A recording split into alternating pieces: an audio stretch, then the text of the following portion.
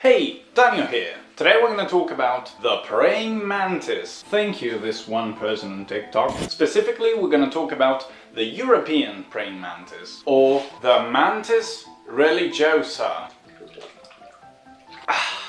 It's a true micro-monster that ambushes prey with its incredible camouflage and attacks it with its crazy raptorial forearms. Also, when it gets a hold of it, it starts consuming it while it's still alive. So just take a moment to thank goodness that it can't grow as big as you are. The praying mantis famously gets its name because of the way it holds up its raptorial forearms in a way that to somebody resembled a praying posture. Also, just like European people, despite its name, the European mantis can be found pretty much all over the world. If you see one, you can recognize it because it looks like a mantis, exactly!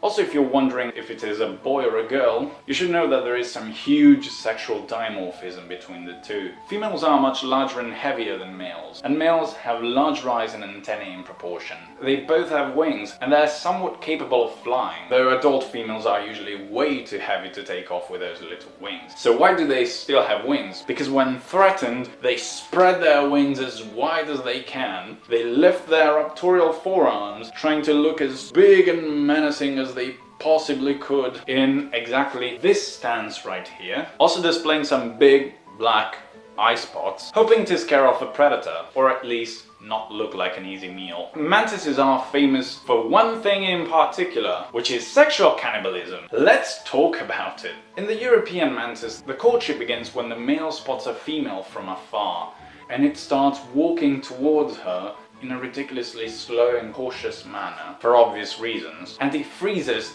every time she turns in his direction. If he doesn't get eaten first, eventually the male reaches the female and approaches her from behind, and jumps on her back and starts doing his magic without consent. And when it's done, a couple of hours later, he just jumps off and starts running for dear life. Very romantic. But it's not even the worst. In some other species of mantis, the male will actually throw himself in the arms of the female to consume their love and then be consumed himself. So anyway, here's your final result. I hope you like it. I give the European praying mantis a fair 7.5 out of 10 for awesomeness to paint. It wasn't particularly hard, but in my opinion it's much more fun if you like to draw hands. So what do you think? Did you know these things? Have you ever painted a mantis before? Let me know your thoughts in the comments, and I'll see you next time!